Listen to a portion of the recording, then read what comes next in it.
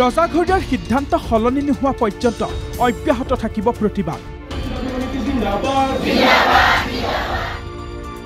Tribal বেল্টৰ মাটি কোনোপধ্যেই এৰি নিদিয়ে খিলঞ্জীয়া ভূমিপুত্ৰই।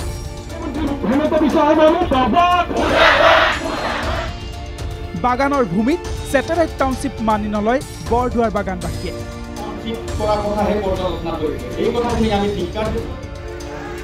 4 জুনত ৰাজচক্ৰ ঘেৰাও কৰাৰ সিদ্ধান্ত মৰ্মেই বুধবাৰে শ শ প্ৰতিবাদকাৰীৰ প্ৰতিবাদত কঁপি উঠিল পলাশবাৰীৰ RB হাইস্কুল খেলপথাৰ।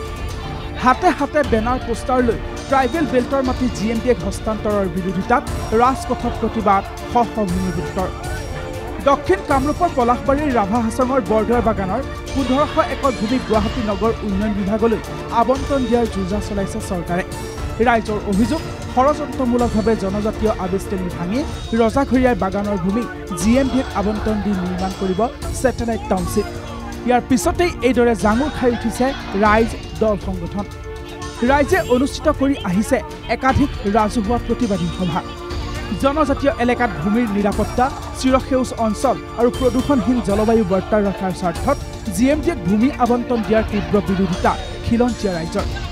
বুধবাৰে পলাশবাৰীৰ RB হাইস্কুল খেলপথাৰত কামৰূপ জিলা ৰাভা ছাত্ৰ সন্থা, কামৰূপ জিলা ৰাভা মহিলা পৰিষদ আৰু কামৰূপ জিলা ষষ্ঠ অনুসূচী দাবী সমিতিৰ উদ্যোগত এই বৃহৎ প্ৰতিবাদ।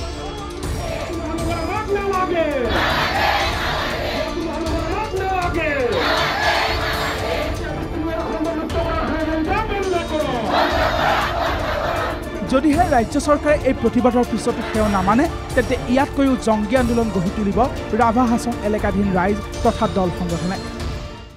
তেখেতসকলক আমি এটাই কথা ক'ম, আমাৰ গণতান্ত্ৰিক প্ৰক্ৰিয়াৰ যি ভোট প্ৰক্ৰিয়া আছে, গণতান্ত্ৰিক প্ৰক্ৰিয়া, এই প্ৰক্ৰিয়াৰে তেখেতসকলক নিশ্চয় আমি হৰুৱাবলৈ প্ৰস্তুত।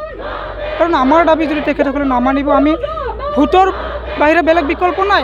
গণতান্ত্ৰিক আন্দোলন কৰিম, ভোট বৰ্জন কৰিম, তেনেদৰে আমি বিজেপিক হৰুৱাব লাগিব। কাৰণ তেখেতসকলে যদি আমাৰ ভূমিৰ কথা চিন্তা নকৰে, আমি জীয়াই থকা মৌলিক অধিকাৰৰ কথা যদি তেখেতসকলে চিন্তা নকৰে, তেতিয়াহ'লে কিহৰ জনপ্ৰতিনিধি?